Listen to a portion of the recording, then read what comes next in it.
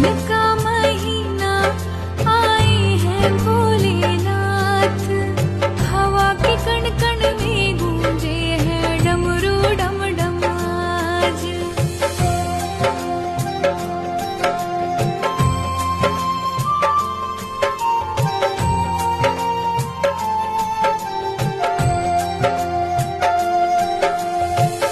शिव ही है सत्य और शिव है अनंता। शिव ही अनादि और शिव भगवंता। शिव ही है सत्य और शिव है अनंता। शिव ही अनादि और शिव भगवंता। शिव शंकर की महिमा पर भक्तों को